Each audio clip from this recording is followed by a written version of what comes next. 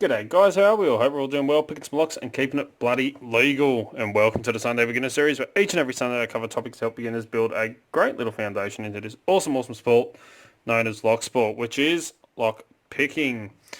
And to continue on with our bypassing, I wanted to cover it's a form of bypass method in a way. Key casting. Now, I'm not an absolute expert on it. I admit that. I've cast a couple of keys, not that many, playing around with this, but it's pretty easy if you follow a couple of basic little principles, and it is scary to do how well this actually works. It's really bloody scary, and it doesn't take a whole lot of stuff. So you don't need a heap of equipment to actually go doing this. You need a couple of little basic things, which I have sitting just here. So tonight I was around at my big brother's house. We're around there for a family dinner, and my little sister come around, and I took my portable lockpicking studio with me, have a bit of fun with the kids, show them a few little things. And I said to my sister, I'm like, oh, do you have a house key? And she goes, yeah, here. Thanks. I'm not going to show you the full key, but I did a cast of my sister's house key. So I might pop in tomorrow and make myself a cup of coffee. No, that's a big no-no. But it works dangerously well. Very quick to do. And some of it can be done previously to actually doing it, but I'm going to take you through. It may be a bit of a long video today, but I want to try and cover everything in detail in a way. So a couple of things you need is some talcum powder or baby powder. When I was in the chemist, I bought a nice big bottle of it for a couple of bucks, and one of these little portable travel containers. So I just filled that up with some talcum powder, so it sits in my portable studio. You need a key casting box. This is a crappy little one I made out of wood. It's my number one attempt. It is quite thick, and as you can see I've been using it. But yeah, a metal one will be a lot better. I'm going to look at trying to get a metal one, an alloy one, or even better, a 3D printed one. So it's not as thick. But you need one of them. Some Sculpey or polymer clay. So I have here. I've used this one a couple of times and it still works, surprisingly. If you're careful, but 16 bucks on eBay, and I bought 64 cubes, and 2 cubes is perfect for casting a key. So you can buy this from your local craft store, but the blocks I've seen are only small ones, probably about 9 of these, and they charge the same price. So $16 for 64 of them, I believe it was. Cannot beat that, and they are the perfect size to fit in my portable studio. You also need a ladle to heat up your metal, and this is for casting bullets, funny enough. 25 bucks or thereabouts on eBay, so absolutely perfect. Also fits in there. You also need a way to heat up the metal, and I use a little gas butane torch. And of course you need your casting metal, which I have in here, and that is woods metal. And don't throw away, you get little bits that stick to the mould. Keep all that, you can melt all that back down and make your little cubes for casting keys. And I'll tell you now, one of these dear little cubes is enough to cast one pin tumbler key. So I'm going to take one out. And how to make these? Well, a helpful little guy called, well, not little guy, but helpful guy called Lockpicking Lawyer did a collaboration video with Modern Rogue, and he said he got the idea from Deviant and used one of these silicon ice cube trays, the mini ones, so about centimetre cube.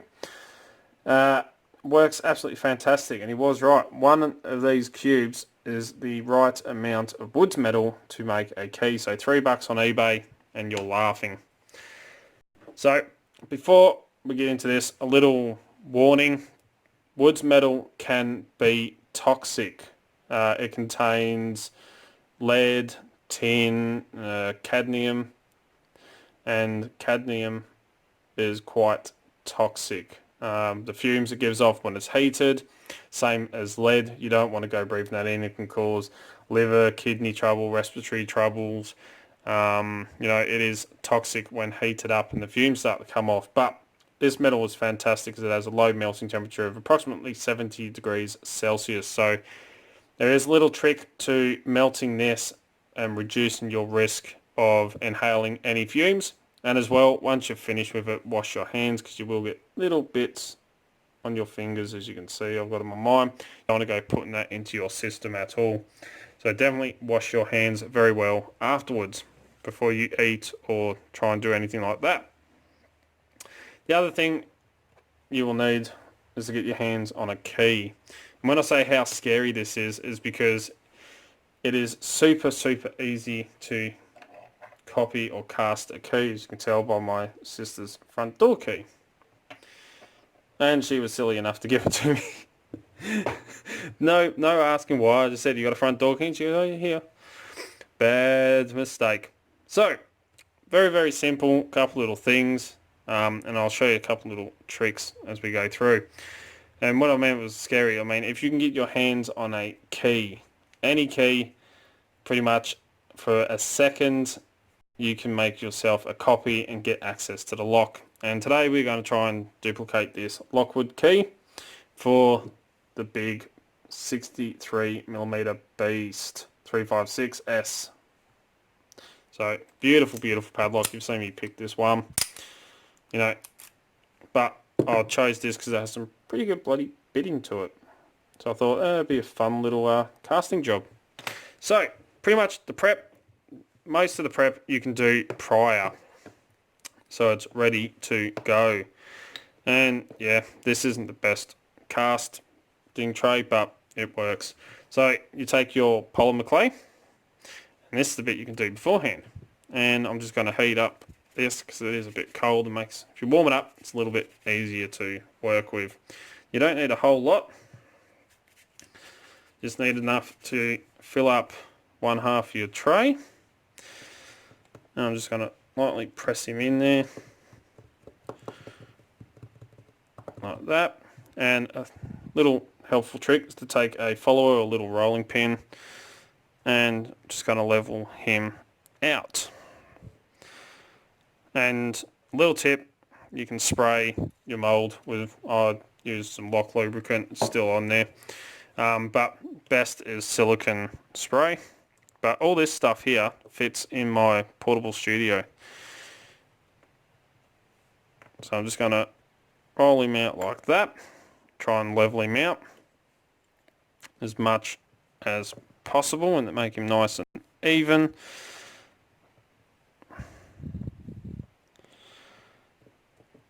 And you want to have a bit hanging out over the top. And where are we? I'm just going to clean up the edge like that, so you don't want too much hanging out. As I said, this bit here can be done prior to actually copying the key. Come on.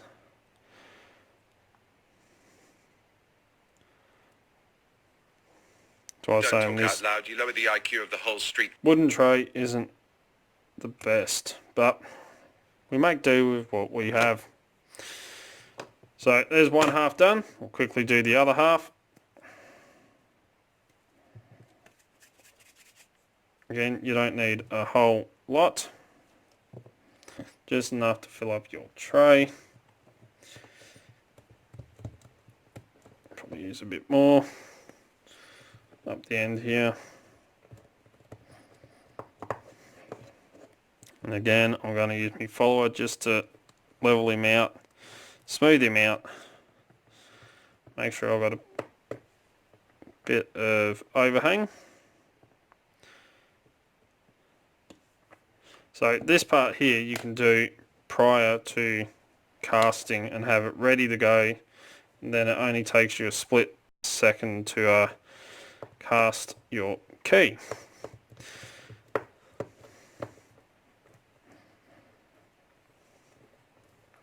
That should be fine, don't need the whole thing done. And again, I'm just going to trim this one just to make it a bit easier.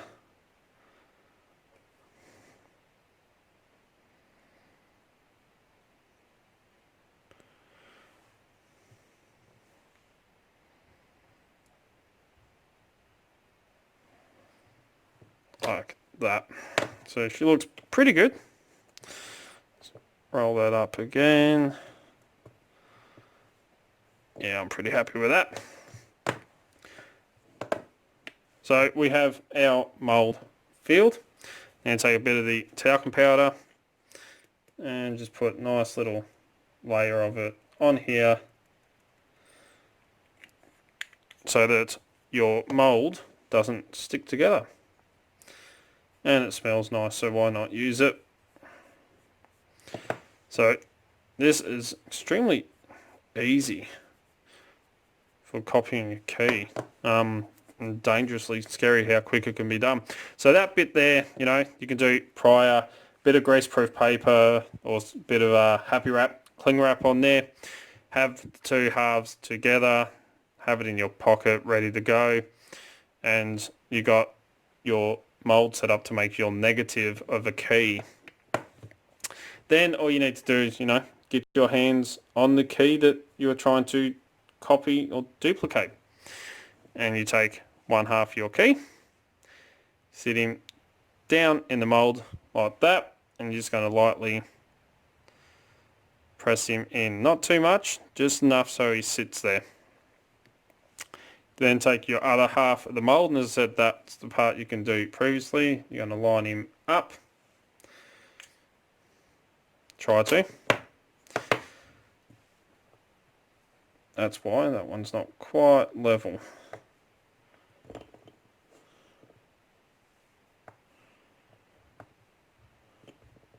Feel a bit of a bow in him.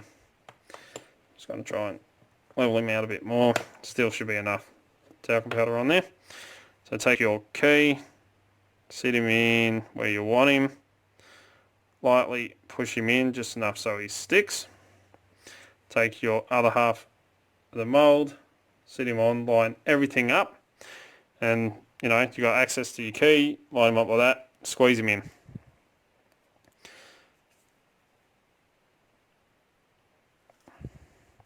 So that's all I'm doing.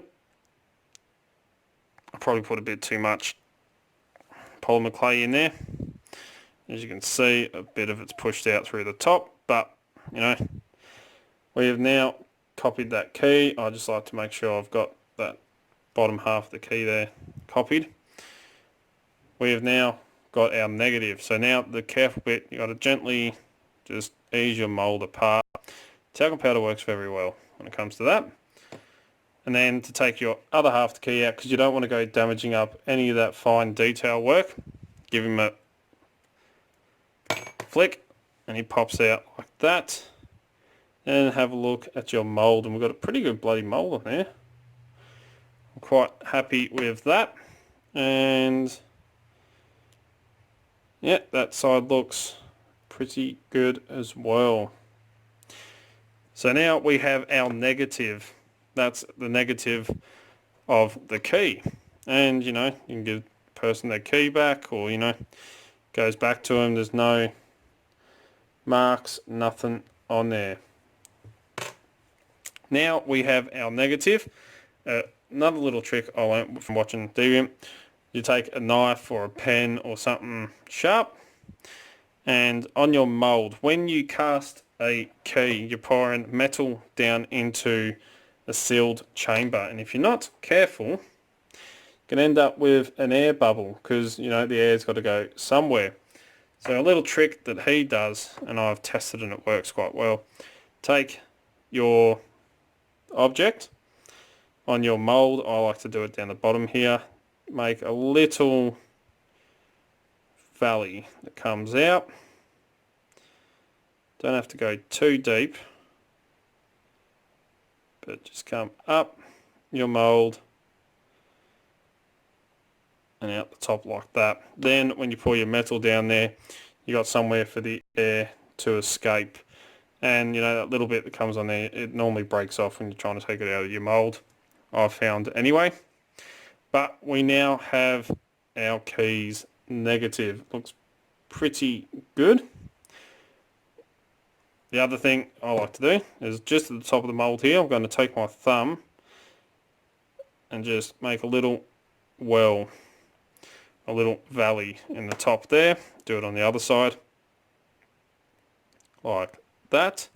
So then you've got somewhere, a reservoir for the metal to sit into and somewhere to grip onto. And put the two together, and there is our keys negative. So sit him in there like that. Now he's ready to cast. Make sure he's all together. And that's where these little alligator clips come in handy, because you can hold him up like that. So now he's sitting there nice and level, and you can pour your metal in. So how easy is that? I've just made a negative of the key. Now I've got to fill that negative to make the positive. That's where the woods metal comes into play. So as I said, that whole part of filling your mould in with the polymer clay or Sculpey, whatever you want to call it, and using a bit of talc powder on it, that can be done prior to using it. You just put a bit of greaseproof paper in there, voila, you've got a mould ready to go. And as I said, the woods metal can be toxic if you overheat it. And you don't want to go breathing in any of those fumes. So there is a little way you can reduce your risk of doing that. Best way is to heat up your spoon first. You don't need a whole lot of heat to melt this. As I said, it melts at approximately 70 degrees Celsius, so a tea light candle is enough to melt that. But take a gas torch like this one, and I'm going to heat up my ladle. Because then the heat of this ladle will be enough to melt the metal. And once the metal starts to melt, its own warmth will be enough to melt the rest of it. Don't need a whole lot of heat. And if it does need a little bit more, you can always just lightly hit the bottom of the spoon. It might be enough to start to melt it. There we go, look at that. It is starting to melt. As you can see, and just make sure it's all melted up. But, you know, you're not superheating the metal, so you're not running the risk. And my flash is just turned off because my battery's about to die. So I'm going to put my phone on charge. But now our metal's nice and heated up. I'm going to take our mould and very carefully pour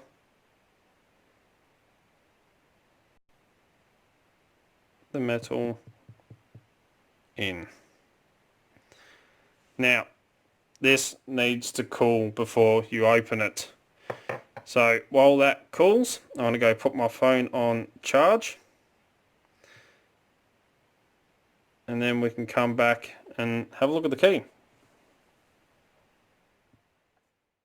Okay, so while that cooled down, I spent a few minutes cleaning up a little bit while my this cooled down and my phone was on charge. So now this is completely cold, so it's at its strongest point. It's still not a very strong metal, but it's cold. So now we can take this mold apart, and you got to be very careful so you don't go breaking the key. Just gonna wiggle it, wiggle my mold a bit.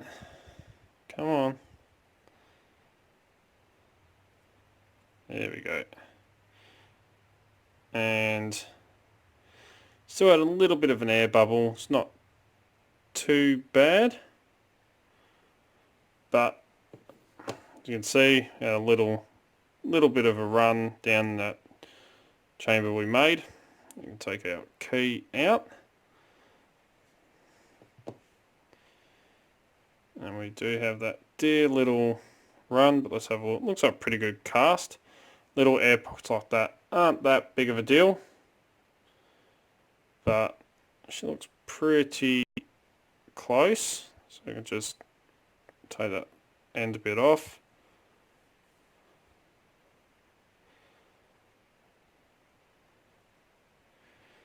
Easiest way to do that.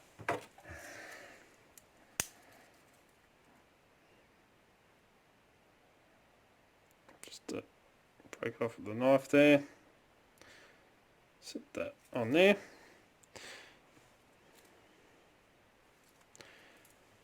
And we have a pretty good little cast of our key. So she looks pretty bloody close, but we won't know until we test it. And as I said, this isn't the world's strongest metal, so you know, it's not a key that you can continuously use, but if you wanted to, you could measure these cuts and then cut your own key. But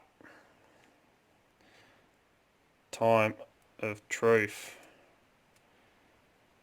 Slide him in.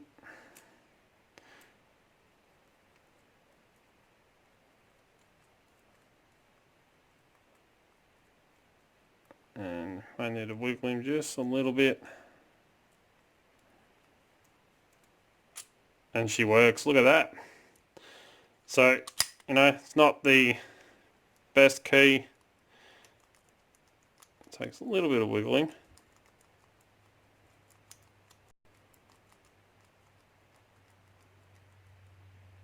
Pull it back out again. She goes in and she does work the lock. Takes a little bit of a wiggle. Probably don't help. This does run.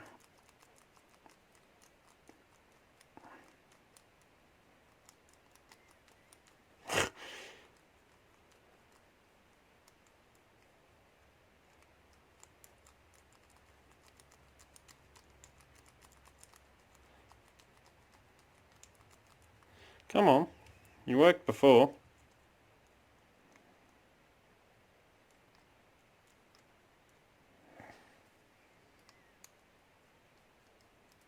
There we go. So I'm just off. I had to wiggle it out just enough so that she works. But, you know, for making a mould, I think it's probably that first pin up here that didn't quite work out. Absolutely perfect. But she does work with a little bit of a wiggle. So there you go. Dangerously scary how you can copy a key. As I said, you know, it's not exact. That first little pin was a little bit off. It is quite a soft metal, but you know, to have a copy of a key that does work takes a little bit of jiggling, but you know, the more you practice doing casting,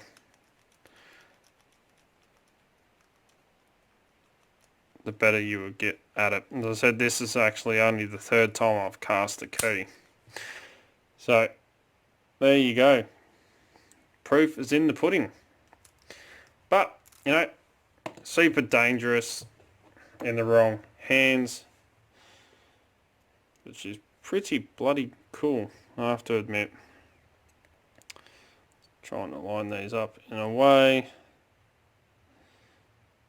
So yeah, I think that first pin is just off by the looks of it. That first one didn't quite go to plan. But there you go. Key casting, bit more practice and I should get a bit better at it. Probably don't help that I don't have the best mould for casting as well. That is a downside to it. You know, if you use a good mould, it will work a lot better. But for little wooden one. Oh, I just had it then. Come on. There we go. For my third key I've ever cast, the first one I did actually work a hell of a lot better. First time I cast, and of course I still have my sister's key to get into her house. But there you go, how to cast a key. Super bloody dangerous in the wrong hands. A great little project, bit of fun, you know. The more you practice it, the better you get. But there we go, awesome little project for you. So there we go, that is casting keys. As long as you remember, you know, to use talcum powder on it, make sure it's nice and even. You can kind of see this mould did push down just in the ends here, so a flatter mould would be a lot better than what this one turned out, but the key still works, and I can, you know, measure these cuts to cut myself a working key for it. But anyway, there we go. Just remember, heat your ladle first, not the metal, just to reduce your chances of breathing in all the toxins from the woods metal because of the cadmium in it and the lead. I'm going to go wash my hands very, very well. I'm going to go and melt this key back down into a little cube, ready for another key. And yeah, as always follow the codes, keep Locksport legal, you know, don't go do anything stupid. Please don't forget, down the bottom is that little subscribe button. Right next to it is that little bell icon. The way YouTube runs everything there, you got to hit both of them. That way you can stay up to date. As soon as I upload a video, you'll be one of the first to know. You know, I upload 2 to 3 to 4 videos per week, depending on work and everything else that I've got going on. Don't forget to come join us on Discord, Extreme League of Pickers. Links in the description, so click on that link and come and join us. Don't forget, you also find Dark Arts Lockpicking on Instagram, Facebook, and Twitter, where I'll put up post photos, what's going on in the background, all the fun stuff that happens around here, pretty much. If you're looking for great equipment at very affordable and competitive prices, please check out locksmithstoolbox.com. They're an awesome Australian company, and as you know, that's where I get most of my lockpicking equipment from. If you want to get in contact me through any of your social medias, Discord, or send us an email, darkartslockpicking@gmail.com, and I'll get back to you. If you like what you see, please give it a thumbs up. Really do appreciate it. Have a go at key casting yourself. As I said, I am not a master of it. This is only the third time I've ever done it, but she works pretty cool. Come on. There we go. Dangerous. Pretty cool little project. And till next time, cheers guys. Sorry about the length, but wanted to cover this in as much detail as I could.